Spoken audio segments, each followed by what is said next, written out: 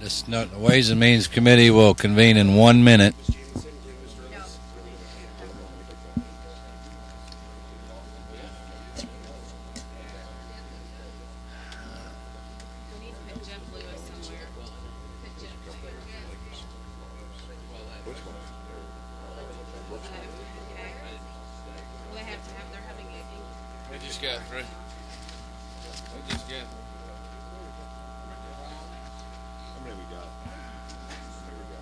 Members?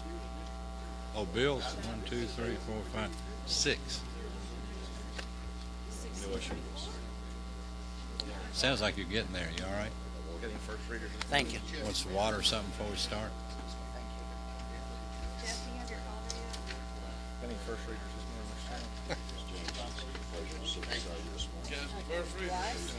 Want me to give you a 1 minute warning? I already did.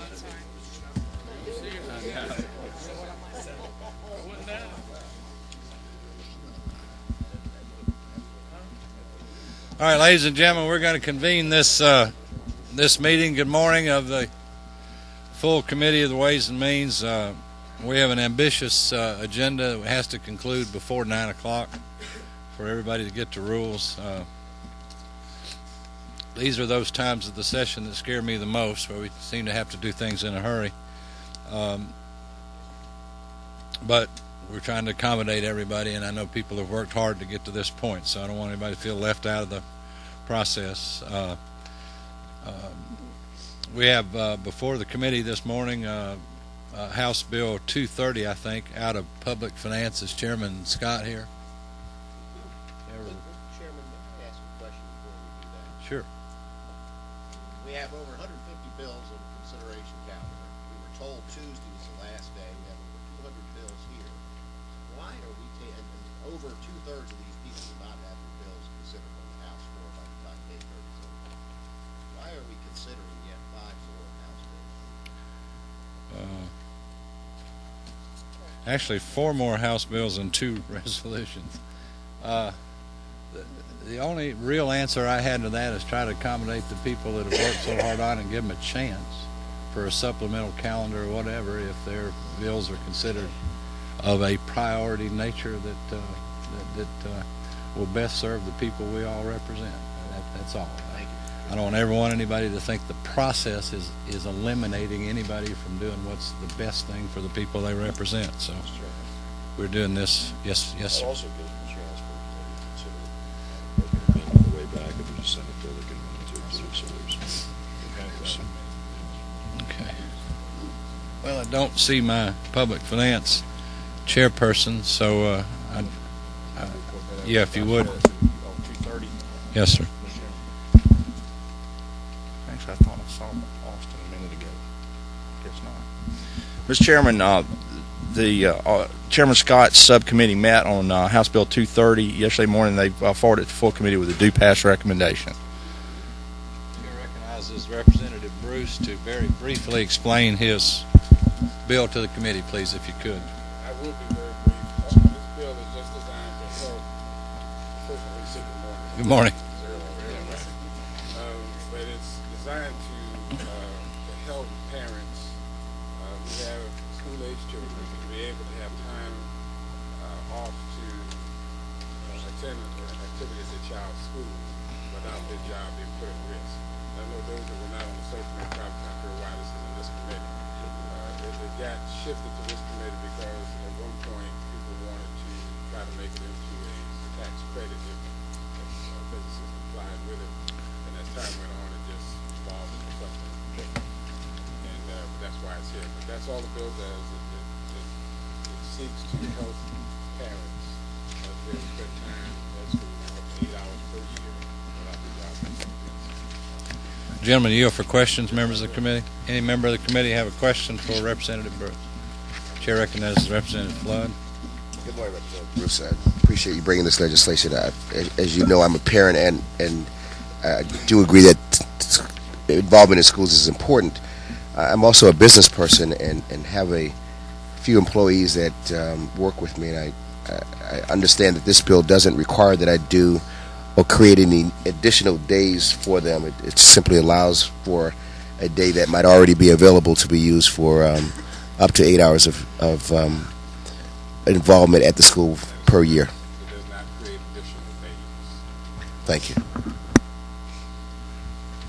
Chair recognizes Chairman Brown. Thank you, Chairman O'Neill. Is there a reason this isn't an urging resolution versus a House bill? Simply as we all know, when things come out as a resolution, probably 2 to 3 days later, nobody even remembers when you passed the resolution. We were just trying to get something that would show as policy of the state that would have some power to last. Chair Representative Roberts. Representative Bruce, I mean, I do applaud you for the bill, but I mean, as Chairman Brown said, I mean, are we just basically just trying to put in the law a resolution telling businesses that they should do this? I mean, as it reads, what we're trying to do is make sure that it becomes a policy of the state that businesses consider doing this without putting people at risk. That's simple. Any further questions? Yes, ma'am. I have a question for Mr. Bruce, and I have to go into the subcommittee discussion.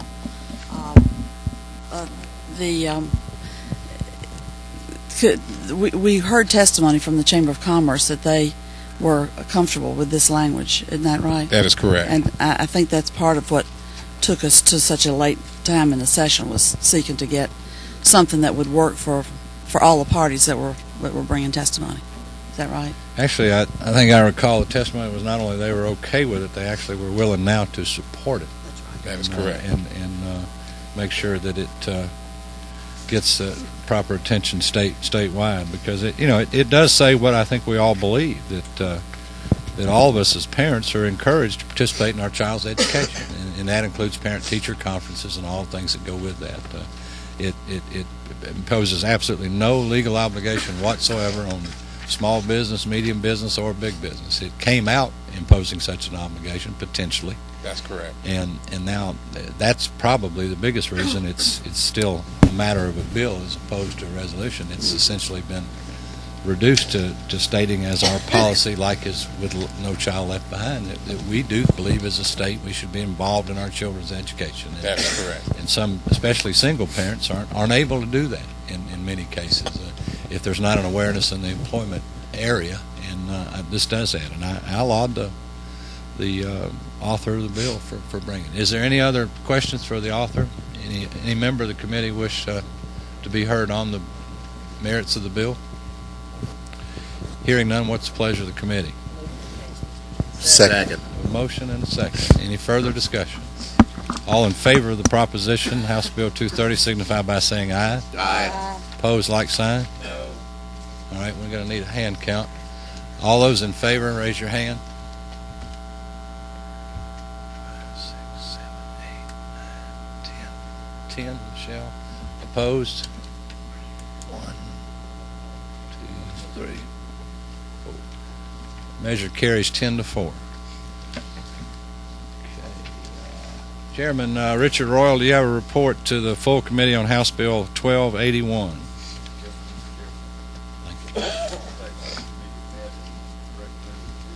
Thank you.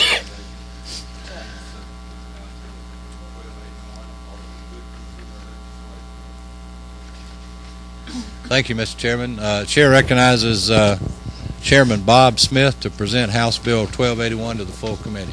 Thank you, Mr. Chairman, members of the committee, and I want to thank Chairman Royal and Representative Martin and the Legislative Council for helping with this proposal.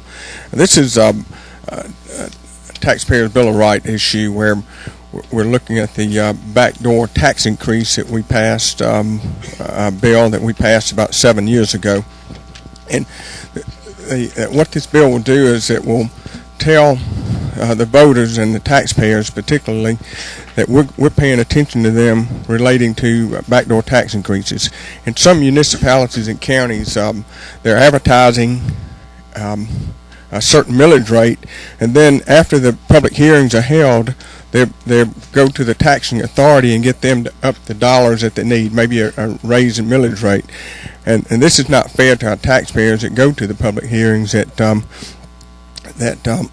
expect a certain millage rate and a certain tax increase. What this bill will do is force or tell the county commission, the taxing authorities to place an ad in the paper, 30 square inches, 5 inches by 6 inches, and then this will say that this is a tax increase, that a $100,000 property has a certain increase in tax, and also there's an option as to whether the taxing authority can say why they're raising the taxes. And more particularly, the last section on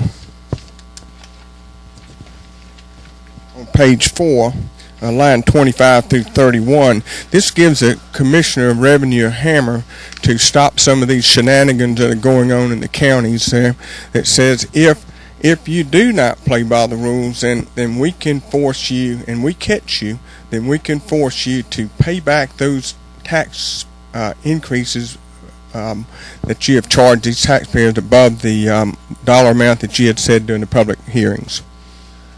And that, Mr. Chairman, is a summary of the bill. Okay, will the gentleman yield for questions? As I recall, too, in the subcommittee testimony, that bill had the support of the County Commissioners Association in their statement that they were always in favor of transparent government at the association level. Wasn't that true? That is my understanding too, sir. Questions for the author? Hearing none, does any member of the committee have any comments on the legislation?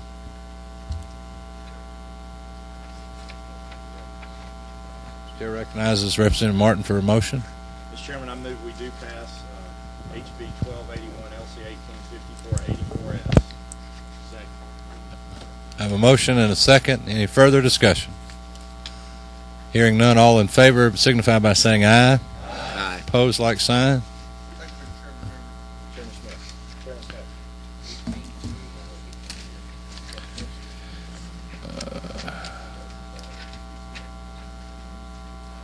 Chairman Smith. Chairman Royal, do you have a report to the full committee on House Resolution 1634 by Representative Scheid? Yes, Mr.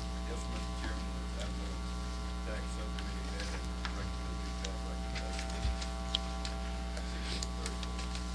the Chair recognizes Representative Scheid to present his resolution. Thank you, Mr. Chairman. Also, I thank Chairman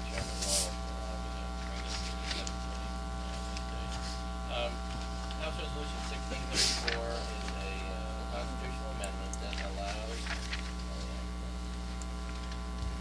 House Resolution 1634 is a constitutional amendment that would allow counties or cities to hold their own referendum in order to allow the voters to remove the ad valorem inventory tax on retail stores who are in the furniture business. This puts that authority at the local level, and ad valorem inventory tax is something that state Southeast Georgia is the only one that's still doing an ad valorem inventory tax. We thought that by leaving this up to local counties or cities to do this would be the best way to approach the elimination of it. Okay, will the gentleman yield for questions? Chairman Brown. Representative Scheid, why limit it to furniture? Chairman Brown, that's a good question. Came up even in the subcommittee. We started out with the process to eliminate the ad valorem inventory tax throughout the state. Ran into different obstacles on doing that, but we found that we had a study committee last year. We had 3 meetings, one in Columbus, one in Savannah, one in Atlanta. The majority of the folks that were showing up were the retail furniture businesses, and it was a real burden. This inventory tax took a real burden on that. So we thought we would take this step and allow this to be at a county level and part of the retail business, furniture for retail businesses. Mr. Chairman. Yeah, I'm sorry. Chair recognizes Chairman Scott. Does this have to be done by constitutional amendment? Yes. Okay, so now if we want to come back and as Representative Brown, Chairman Brown suggested, this is for furniture. If we have another industry that we want to do the same thing for, then we're going to have another constitutional amendment. and I mean, I'm hesitant to pass a tremendous amount of constitutional amendments. I mean, I think the Constitution should be reserved for a very limited spectrum of things. But again, why just the furniture industry? Why not people in the lawn and garden business that have a lot of lawnmowers? Why not jewelry? Why not appliance dealers? To be honest, Mr. Chairman, when we did the hearings, as I said, the majority of the businesses that we did hear from were in the retail. And if you'll notice the other sponsors on this resolution, we do have some major retail outlets in Georgia and other districts. So, you want to speak to this at all? Can I ask? If I may, I think my point is that once we do this one, we're going to end up with another constitutional amendment for every retail industry out there potentially. Got that. Chair recognizes Representative Stevens.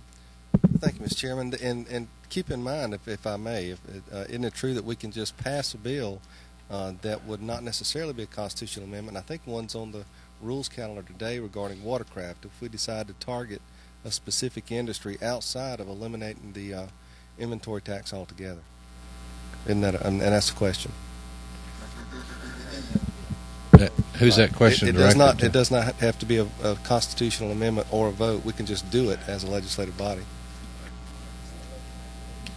But by doing it this way, isn't it true? We allow the local taxing authorities to voluntarily do it themselves. Correct.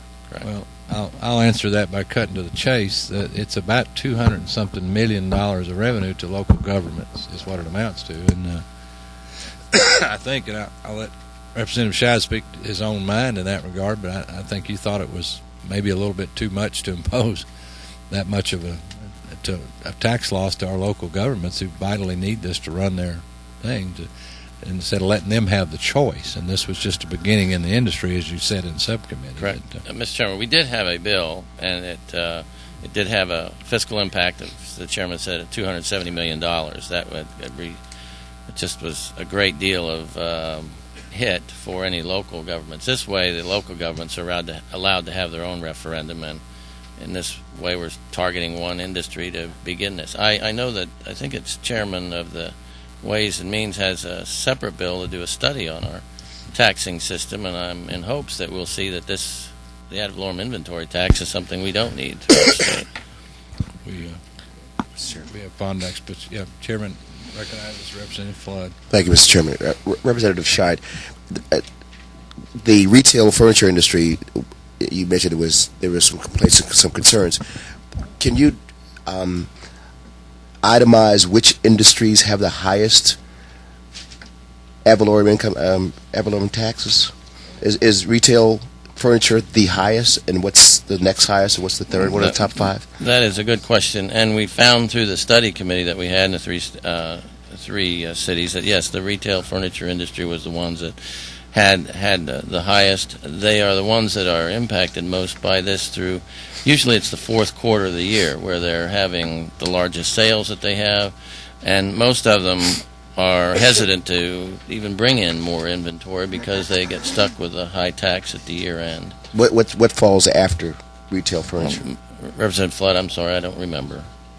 Thank you.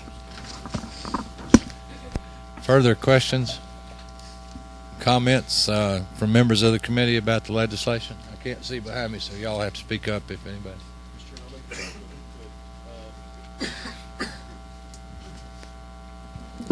Again, I think the concern is that this, since we're giving municipalities the option to do this or option to not do it, that based on the retail makeup of the municipality, one municipality might want art dealers to be able to do this, others might want jewelers, others might want.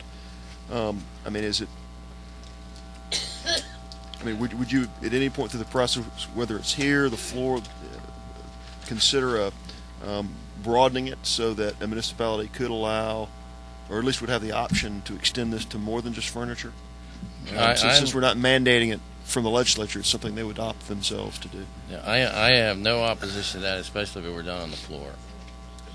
I just didn't want to hold it up at this point. Okay, Chair recognizes Representative Jameson. Could you get one of these? Thank you, Mr. Chairman. Ladies and gentlemen of the committee, while it certainly is laudable to exempt local inventories from ad valorem taxes, we aren't dealing with state revenues here. We're dealing with local revenue. And this, depending on where these retail businesses might be located, if this resolution passes in November, and then if a county chooses to do so, their local revenue could take a tremendous hit. That's number one. And the thing about a resolution like this, which is fine, is that once a county does it, the other counties surrounding it just about have to. Otherwise, they're going to lose the option of locating a retail furniture business in their county. Once it's sort of like domino effect. Once the county does it, everyone around them are going to have to. Mr. Chairman, if I can address that, it actually is allowing the local municipality, local city, local counties to hold their own referendum, and it's the voters that would decide that. So I think that's the best way to let the local folks decide these things. Oh, I see what you mean. Yes, okay. Thank you. Okay. Chair recognizes Representative Cummings. Yes, it would. And again, that's at the local level that they would be deciding that referendum.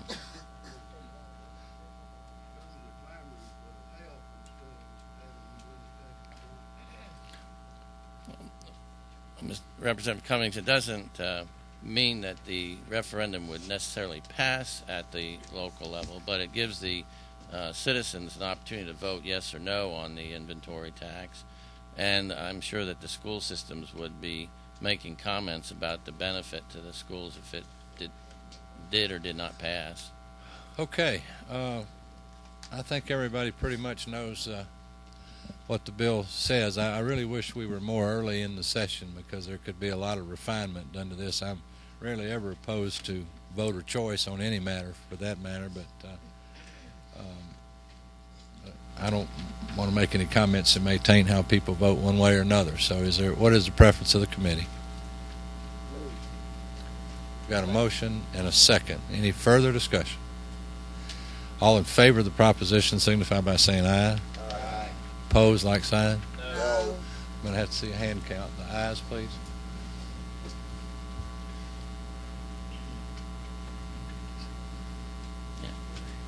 Nine. My own bill or not. Yeah. 9 opposed.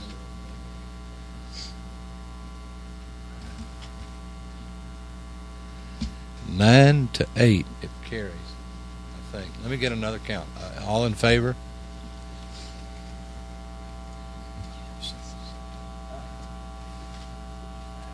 Opposed?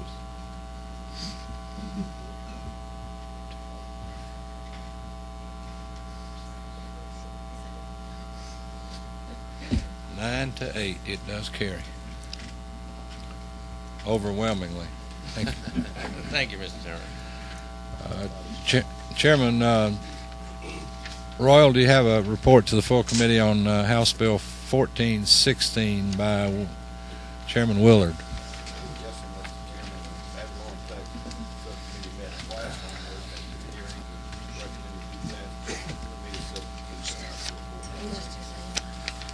Chair recognizes our Chairman of Judiciary and also the author of this legislation, Chairman Willard, to present his bill.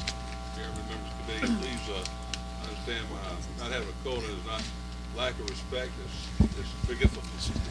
I left my coat hanging on the chair this morning when I left. My wife bring it down, so we'll hopefully have one before we start session.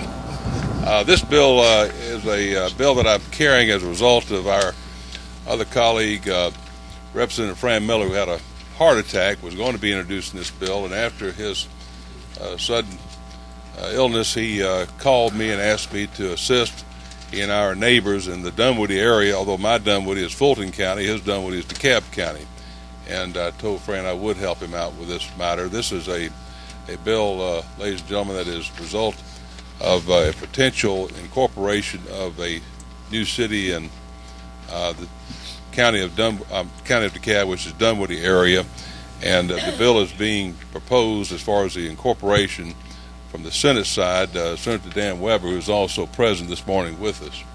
And this is in anticipation of the potential incorporation. Ladies and gentlemen, what we're doing is there's a host tax. DeKalb County is one of two counties that has a host tax. And the host tax is a type of tax that we look at other taxes, the loss tax in most counties, but host is in DeKalb and Rotterdale County. They're the only two counties that have elected to proceed under the host tax option. It's a 1%, 1 cent rather, tax, and the money is to reduce the taxes on residences in the county. Now, with that said, the bill was brought as a result of the potential incorporation. This will now neutralize what is the tax that is going to the county. Should there be an incorporation of Dunwoody, there would be a flow of the same amount of money that would come as a result into Dunwoody through the county tax. Now by the incorporation, it will go from the county to the city of Dunwoody. And we had two hearings. Chairman Roy was kind enough to first hold a information hearing for us, at which time we received information of concerns about the bill. We've narrowed those provisions of the bill to be sure it only applies to the DeKalb County potential incorporation of Dunwoody. It does not have any application to Rotterdale County. And we also try to address and have, I think, address concerns raised by the DeKalb County officials addressing the uncertainty about the revenue. We've had the formula in the bill perfected so that it is what I call a neutral flow of the money. We've had the formula examined by persons at the Carl Vinson Institute, and they sent a letter which we addressed to the subcommittee yesterday regarding the fact that there is by their examination of the formula, a neutral flow of the money under the bill. And I say it's only in anticipation of the potential incorporation. Why is it important to pass? Because this will give some certainty to the people in Dunwoody what they may have to expect as far as the costs of their government and what they may have as revenue flows coming into the city. And so this is the reason we're asking for the legislation to go forward at this time, Mr. Chairman. Gentlemen, yield for questions from a member of the committee? Yes, sir. I have one, and I'll recognize the other members quickly. Could you, I guess, correlate this to what happened with Sandy Springs? Wasn't there a companion bill with Sandy Springs that dealt with what, in that case, I believe was a lost instead of Correct. a host tax? Could you? It was, and it was House Bill 36, Mr. Chairman, that I was the author on that and sponsor on it. And what we were doing was, again, being sure that when you had the incorporation of Sandy Springs, the monies that were per capita to go to that area were then assigned as a payment from the Revenue Department directly to the city of Sandy Springs. And it based upon the percentages going to the county. It's a little different formula, but it was a percentage going to the county versus what was going to other cities, the other 9 cities in Fulton County. So we set it up on a per capita basis. We allowed the city of Sandy Springs and Fulton County to negotiate. Failing to reach an agreement, this would be the fallback position, the formula, in that bill. Yes, sir. And this is very similar to that. It is, yes, sir. Chair recognizes Representative Flood. Thank you, Mr. Chairman. Chairman Willard, one of the questions that came up in something I get some further clarification on was how this bill might treat the relationship between Dunwoody and the county and other cities in the county as it relates to the distribution of income. There is now an agreement, intergovernmental agreement between the other cities and DeKalb County addressing the division of funds for those cities. And of course, Dunwoody will not be a part of that agreement unless it enters into it. Now, the legislation was drafted again with that provision put in last evening to be sure that it recognized this intergovernmental agreement, and the legislation is not to affect that agreement.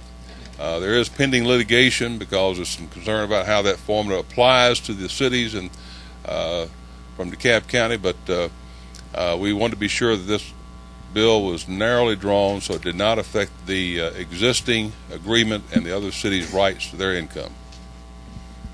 Further question? Follow up? Follow up, yes. Okay. Does this mean that the treatment of Dunwoody is equal to the treatment of other cities? Or does it put Dunwoody? Yes, sir, that is the intent. Okay, thank you. Chairman Brown. Thank you.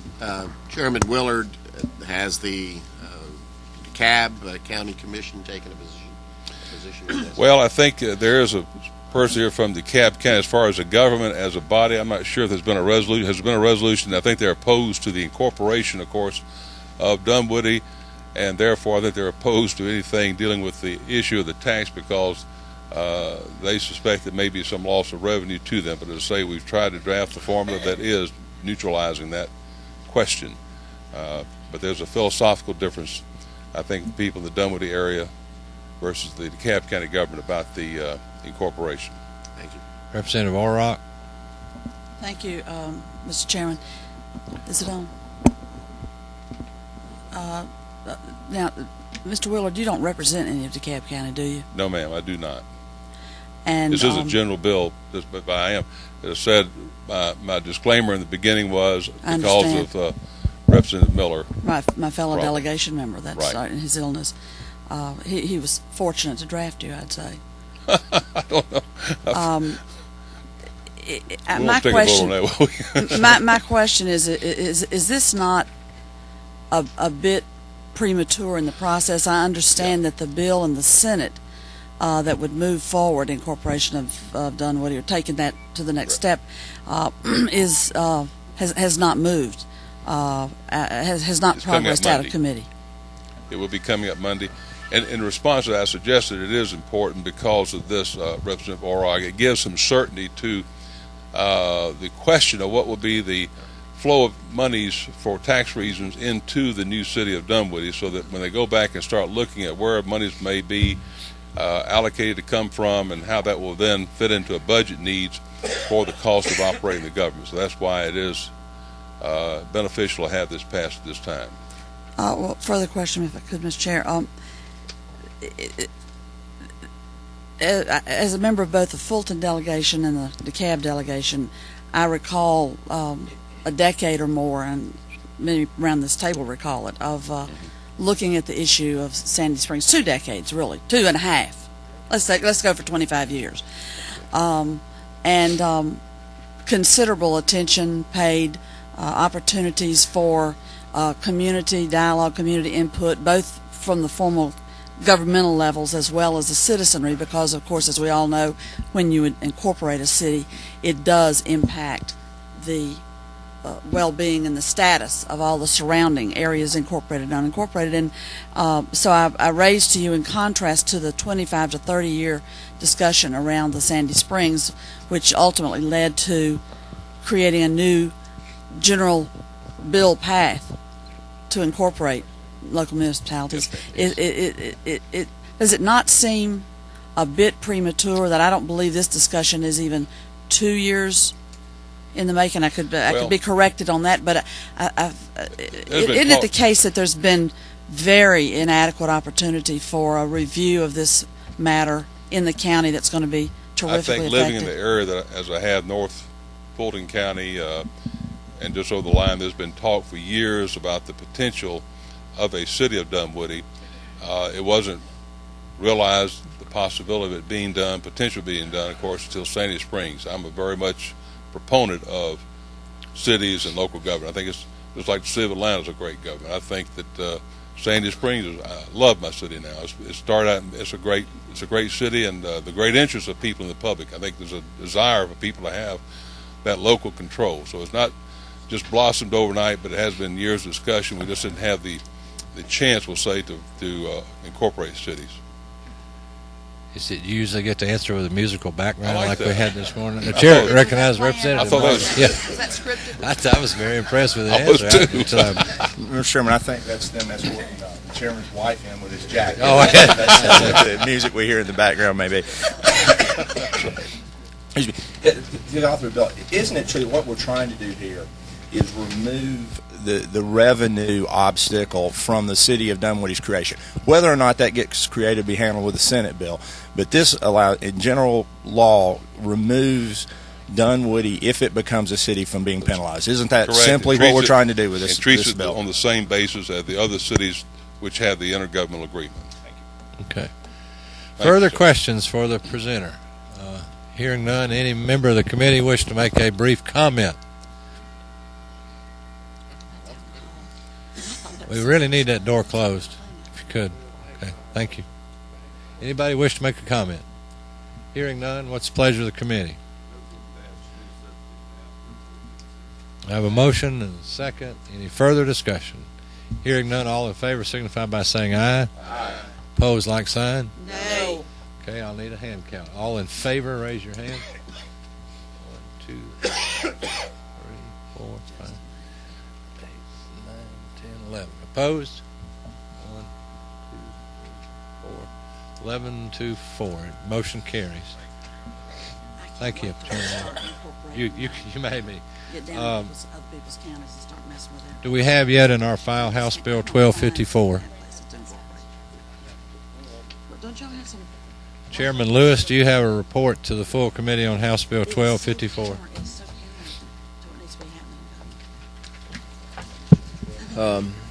Yes, Mr. Chairman, your Income Tax Subcommittee met regarding House Bill 1254 yesterday and had a hearing only on it, and the fiscal note came in. We had a meeting this morning of the subcommittee consisting of myself, Representative Seltzer, Representative Martin Scott, Representative Chuck Martin, Representative Jameson, and Representative Cummings, and we gave it a do pass recommendation. It does have some substitute language, as I understand.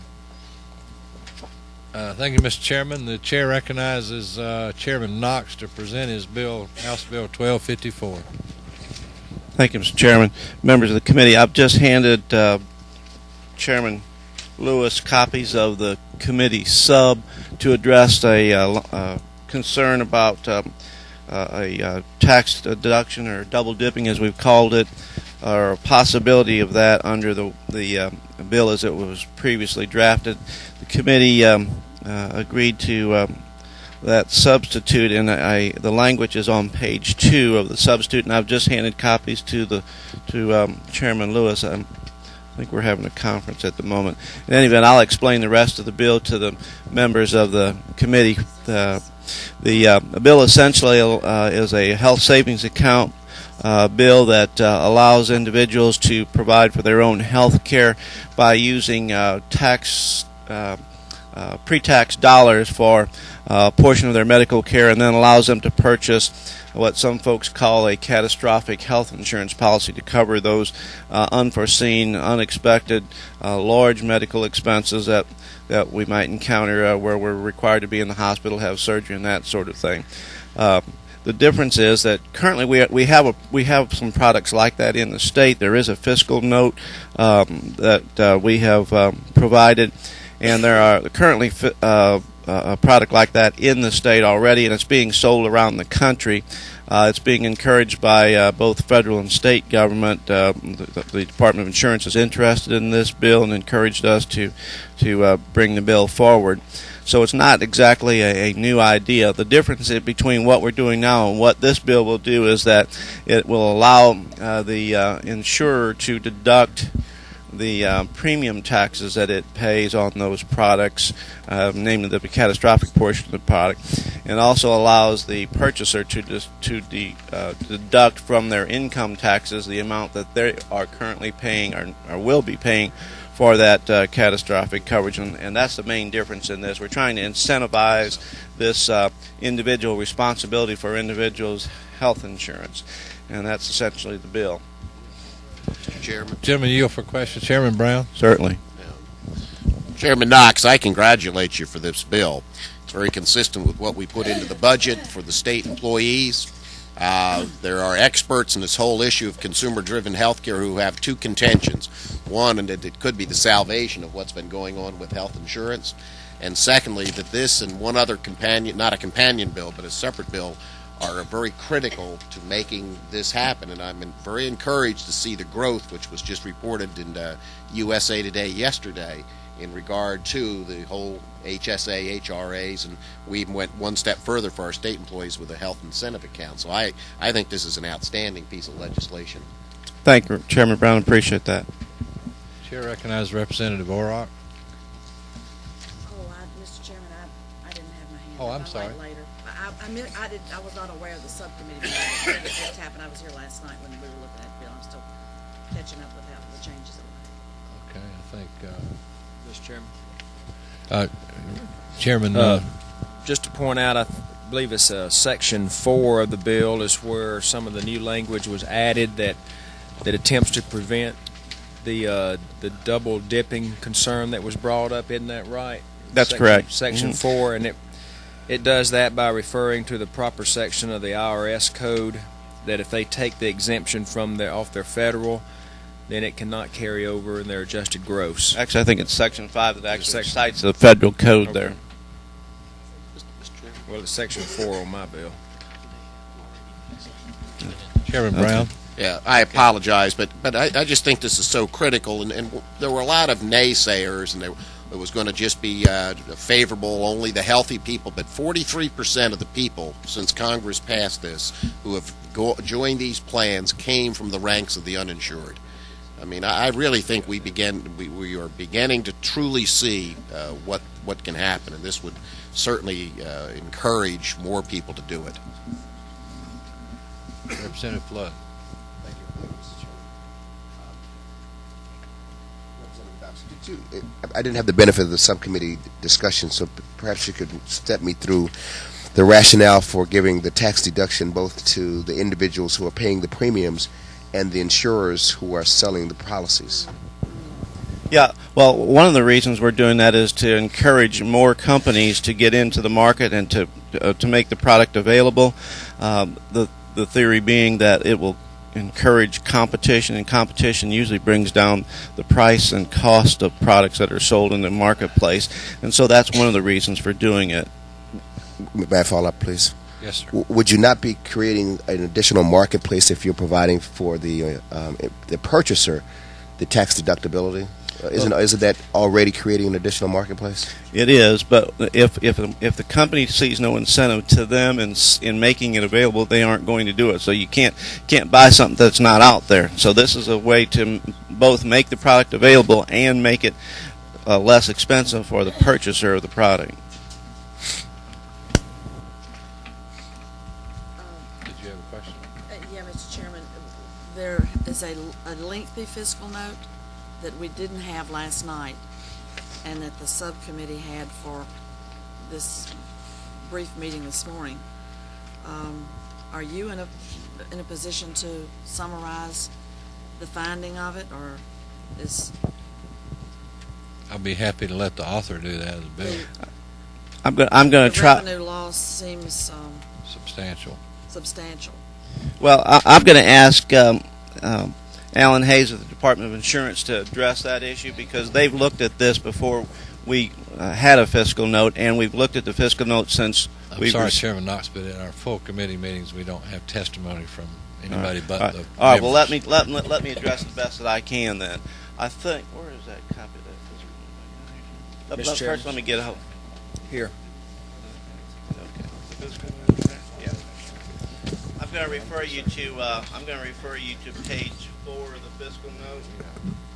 Or, I'm sorry, the last page of the fiscal note, page 5, which is the summary. And if you look at table 4, table 3 and table 4, you'll see that the summary shows you that on a projection of between 15% and 50% growth in the product or the sales of this instrument, you have a couple of scenarios. There's 4 different scenarios from 2007 to 2010. What this shows you, and if you went to the most the least optimistic loss here would be 50%. If you had a product whose launch resulted in a growth rate of 50%, it would be the most successful product in the history of health insurance if you had that kind of a rate increase. So I'm thinking that 15% is a more likely scenario under most circumstances, and so that what you're looking at there is from on the state income tax revenue loss side in table 3 down to table 4, you're looking at something between $7 and $10 million. Our current health insurance costs, expenses, are something in the neighborhood of several billion dollars with a B. So I think based on that estimate, of course, you also have to understand that the cost of Medicaid, Medicare, state health plan, and so on, are all going to be growing at the same rate as what's laid out in the scenario here with respect to the lost revenues. Now, this is not an outlay by the state; it's simply money that they don't get. So it's like what we're saying here is this is money we're going to let people keep in their own pockets instead of turning it over to somebody. I think it'd probably be good at this juncture to point out to the committee, for anybody that doesn't know, and you all probably already know, there's very special tax provisions for insurance corporations at the state level, and it's predicated on what's known as a premium tax. It's not a corporate income tax. So each dollar of premium essentially has what's tantamount to like a sales tax. It's and there's a local component and a state component. It totals, I think, 4.75 total, 225 one and 250 the other, vice versa. So there's a significant local impact on this bill as well. As I read the fiscal note, going down to our local communities' tax base as well. And I just wanted to make sure everybody understood that it's not a typical income tax scenario. It's a premium tax that we're talking about here that's very unique in and of itself in our code. I recognize Vice Chairman Martin. Mr. Chairman, thank you. To the author bill, I applaud you as well for this, but let me ask you this. I'm concerned, I guess, coming from local government at this late date in affecting the local government's revenue. I certainly see how state's revenue being affected may in fact help us in getting more people off the state aid type health care. Would the author consider an amendment for this year and perhaps come back next year to strike Section 2 of the bill and let them continue to pay premium tax, the 1% to local governments? And if the committee goes forward, in other words, we'll write checks here at the state we have to cash, if you will, and waiving that premium tax, and then address that so we have time to talk to. Well, let me say that I would entertain that, but let me tell you what I think my take is on that. Cities and counties basically pass their medical care costs on to the state in the form of either federal or state government, in the form of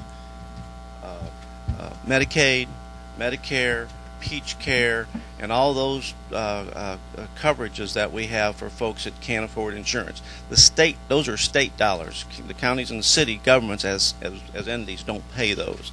So when this just simply occurred to me recently when we were looking at law enforcement, for instance. We said we can't hire state troopers anymore like we used to be able to. We've got a 200-person shortage. But Cobb County's not having any problem hiring police officers. The reason for that is Cobb County is spending its money, and I'm not singling out Cobb County, but the reason for that is Cobb County is spending its money on law enforcement, on police officers. And how can they do that? Why can they do that and the state can't pay their people? And I'll suggest to you that it's in large part due to the fact that the state's picking up all the costs of every one of their citizens who can't afford to pay for health insurance, and that's being passed along right to the state. So when we look at the cost of the local government of this health care, the local government has very little in the way of government health care costs, and the 1% is sort of a windfall for local government in that the state picks up all those costs. Those people end up on the roles of the state government, not the county. We are trying to accommodate everybody. Rules convenes in 12 minutes. There are two other bills to be heard. I want to try, if we can, get everybody in a position, if they want to try to vote on this morning, if it's the pleasure of the committee. Are there any other critical questions that you need to know before you're willing to vote on this legislation? Representative Flood. Thank you, Mr. Chairman. One thing that's not clear to me in the fiscal note is how much of the proposed revenue loss would be if you split the purchaser and the insurer. What percentage of the revenue loss is borne by?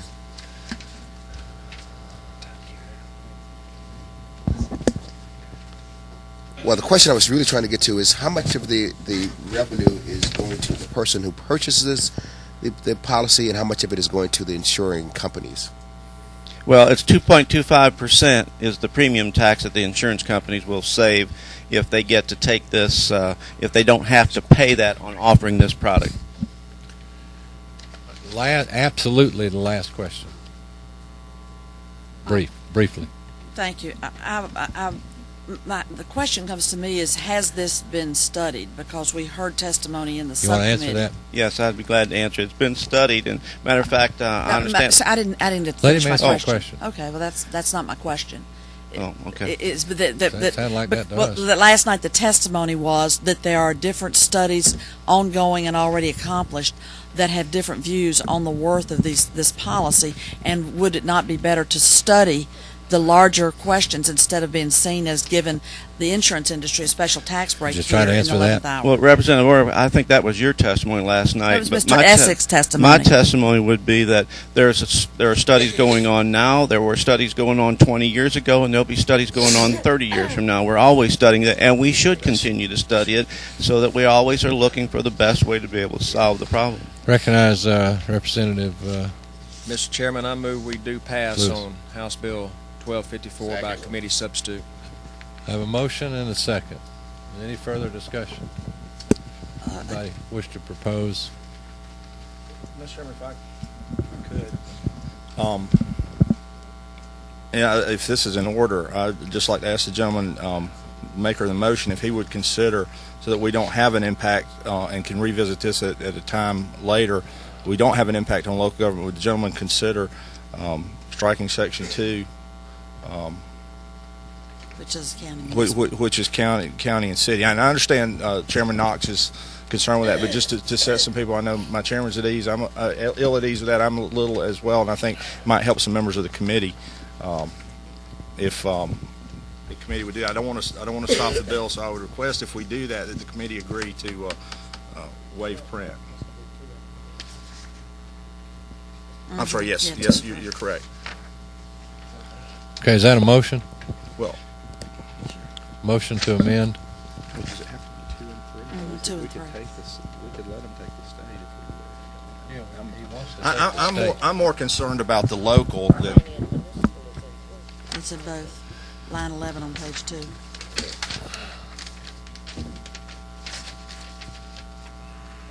I should say this has been out there for a while. This bill was filed earlier on in the session. I haven't heard any opposition from any GMA or the ACCG or any of those folks. I think the cost, the amount of premium or revenue loss to them is going to be de minimis. 2 and 3. Mr. Chairman, that was my my question of the maker of the motion. I'll leave him to decide how he wants to proceed with that. Are you withdrawing your motion? Is that what you did? You made your. So just to make an amendment. Okay. All right, we have a motion and a second. Any further discussion? The question about the posture of the committee, Mr. Chairman, is a motion to amend in order? I would move to amend the bill by striking Section 2 and Section 3 and renumber the other sections accordingly. We have a proposed amendment and a second. Is there any discussion on the amendment? You wish to explain your amendment? Well, the impact of it would, that at this point in time, would not extend this impact to county and city governments. And we'd still have the opportunity to look at it later if we wanted to add that at a later point in time. It would get a policy in place that didn't have some unintended impacts at this point. All in favor of the ladies? Yes, please. I think that beyond what Chairman Knox talked about, as more and more of our local governments are aided in moving their employee base, they will more than offset this revenue loss by decreasing their health insurance costs. So I think we're helping them with this bill, even if sections 2 and 3 stay in there. So I encourage my fellow members to vote against this amendment. Yes, ma'am. Mr. Chairman, I believe there's a misconception here about the role of local government health care. I think we're ignoring the fact that actually local governments have to contribute tremendously to the indigent care at their local hospitals and so forth. And we've had absolutely no input from local governments on this bill, and it's been on the subcommittee. And while I want to help the gentleman move this bill on out, I do think that we need to take a serious look at the effect it's going to have on local government. Further discussion? On the motion of the amendment, which is to remove, strike in their entirety section 2 and 3, all in favor of that amendment motion signify by saying aye. Aye. Opposed, like sign. I'll need a hand count. The ayes. All right, 1, 2, 3, 4, 5, 6, 7, 8. Opposed? 1, 2, 3, 4, 6 to 4. The amendment carries. Those two sections are struck. Are there any further amendments? All right, we have a motion. Do pass now as amended House Bill 1254 as a committee sub. Any further discussion?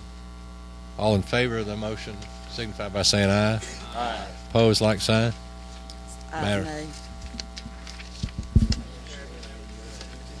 You've done that. Have we got two more bills still? All right. Did the chairman say we have two more bills? I'm gonna turn that over. Oh, well, we'll pass those.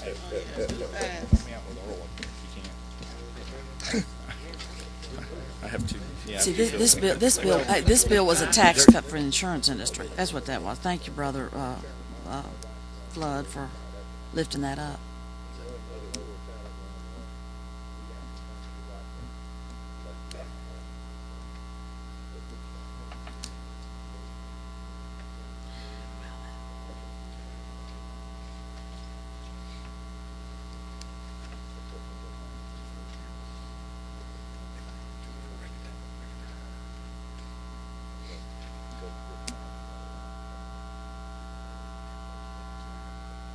What else have we got?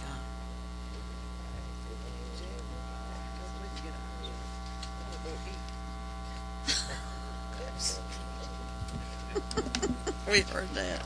Chairman, we have before us two items remaining that are tied together, House Resolution 1339 and House Bill 1323 by Chairman O'Neill. Chairman Royal, the chairman of the subcommittee, had to step away to another engagement. I can report that I was in the subcommittee meetings, and these were reported out of subcommittee with a due pass recommendation to the full committee, and I asked the chairman if he would present the propositions. I'm going to do this. I'm going to do this very briefly. This is the residential special tax allocation district legislation that you've read about in just about every newspaper in the state. It's been lawyered all over the state. It's been opined all over the state. It's been changed about 655 times. And anytime I see that much consternation over just allowing the people of the state of Georgia to make a selection that's completely their selection to make by a statewide referendum, I know there must be some fire where all that smoke is. So I bring before the committee the House Bill 1323 and the accompanying 1339 constitutional resolution to let Georgians vote on whether or not we will allow our local governments to put this arrow in their quiver, so to speak, for economic development purposes in the future. I remind the committee Disney World is an example of this. Florida had this law, was able to do it. Places like the Villages. We actually have incorporated several consumer protections now into the law based on a suggestion of some of my friends at the Atlanta Constitution, as a matter of fact, because they were able to point out to us some bad things happening in other states where this law was in existence. So we were able to curb some of those. We probably have more disclosure in this than any other state's law. I think we've taken the best of all places. It has been supported by the commissioner folks throughout. It's opposed by the GMA folks. They see it as a obstacle to zoning. And in many cases, I'd have to admit that it is. But we have incorporated now into the legislation the service delivery strategy that passed out of this House in 1997 in House Bill 489, where there's been intergovernmental contracts between counties and cities for provision of services. It's been, I think, unfairly characterized as small cities. It's really not that at all. It's more akin to a homeowners association, and I I ask the committee's favorable consideration. I'd be glad to yield for any questions. First, wasn't one of the changes in subcommittee that you actually have to have 100% of the property owners to agree to this? Yes, sir. So everybody has to be on the same page. Does the committee have further questions of the author on this proposition? Thank you. Throughout the language, it uses the phrasing administrative or governing body. What's contemplated there, or what's the difference or distinct? I mean, that's a term of art there for a reason, I'm sure, and I just was.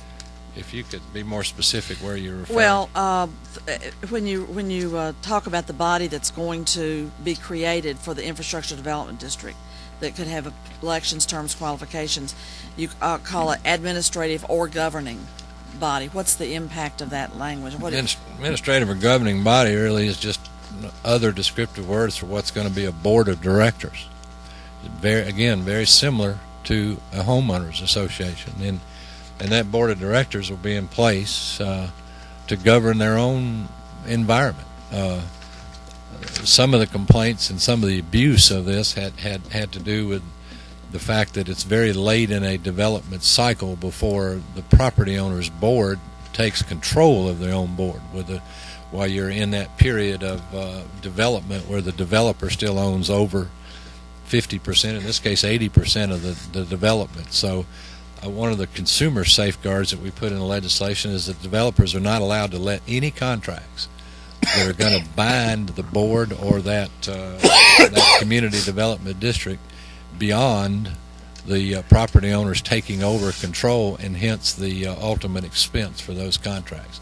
Those were some of the abuses, again, our friends at the Constitution pointed out from other articles in Florida papers. There weren't many. I mean, they've had 30 years of experience and 300 and some odd of these things in existence in Florida, and I saw about 3 places where there were some abuses that, of course, they were expanded to make you think there were thousands, but the truth of the matter is there were about 3 places where some people had some, in some cases, unfounded complaints. So we put many consumer type protections in it since it began. Final question. So what is the problem that exists that this formation seeks to address?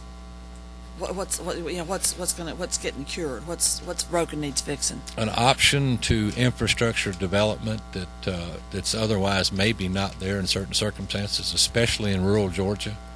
There are many counties that in rural Georgia that are not wealthy enough to make infrastructure development type investment in their county that might attract a Disney World or attract a large industry or be able to house people. We saw a very similar problem with the Ritz-Carlton that was built on Lake Oconee in Greene County. What you really never heard much about in the media, but was true. I mean, the Ritz-Carlton is certainly a very elegant, high luxury place, but it requires hundreds of employees.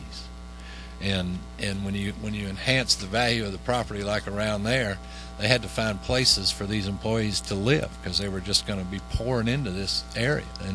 And these folks like me, coming from a meager background, they're not making $200,000 a year to buy those places. They needed reasonable housing. This would have been a great opportunity to develop some of that way away from cities, but yet still to where the investment could be made by a developer. So, and again, it's only optional. Every local government has a right to opt in or opt out if the land is in it, and 100% of the property owners that elect to try to do it have to all be in the deal. So it's a personal property rights bill in that sense. It doesn't bring anybody in with a long wave of a movement or anything. It's totally optional. And it won't happen until 2/3 of us vote for it here in this General Assembly, and then 51% of the people vote for it on the ballots, and then each local community has to opt in. And in every contract let to sell land in these things, in conspicuous lettering, everybody's told exactly how much encumbrance is in the property that they're buying. They know the deal going in, and we protect them from their own selves every way I know how in this legislation. And at the end of all of that, it still is just asking the people of Georgia to decide themselves. Rather than us deciding for them, I trust them to make the decision more than us, frankly. Further questions of the committee? Thank you. Further questions? They're not. We have two items before us: House Bill 1323 and House Resolution 1339. Anybody from the committee would wish to make a brief statement on either of those items? If not, the committee's in posture. I would accept a motion first on House Bill 1323. Is there? Second. I have a motion and a second on House Bill 1323. Is there any discussion? Just one final question, and I apologize. I know I'm way behind the curve on the details of this, Mr. Chairman. I'm working on that subcommittee, but this thing that's created, this entity, has taxing power. Yes. But if I may, for the chairman, I don't want to speak for the chairman, but it has taxing power, but only if 100% of the property owners on its creation wish to be part of it. There's no other government in Georgia that has to have 100% buy-in before they can levy a tax. Well, the city of Alpharetta, the city of Atlanta, Fulton County doesn't have to have 100% buy-in from their constituents in order to levy fees or taxes. The way this bill is written, all of these people have to opt in. 100% of the property owners have to opt in, so they have to want to be part of it. Is there further discussion? So when you say taxing power, it means it has the same powers to tax as a political subdivision? Only within that development where 100% of the people opt to be involved, or it wouldn't be created in the first place. Yes, ma'am. Further discussion? Capped based on a millage, and also capped based on infrastructure needs that are designed and agreed to prior by, again, 100% of the folks that are involved in it. Hearing no further discussion, we have a motion to pass on House Bill 1323. All those in favor say aye. Aye. Any opposed, no. Motion carries unanimously. We're now in a posture, House Resolution 1339, but basically goes before the voters of Georgia and makes this possible. Is there any question? If there not, what's the pleasure of the committee regards to House Resolution 1339? Move. Second. I have a move and a second that House Resolution 1339 do pass. Is there discussion? Discussion? Hearing none, all those in favor say aye. Aye. Any opposed, no. House Resolution moves on to rules with a do pass recommendation. Return. Thank you, ladies and gentlemen. Well, that was a meeting and a half there, wasn't it?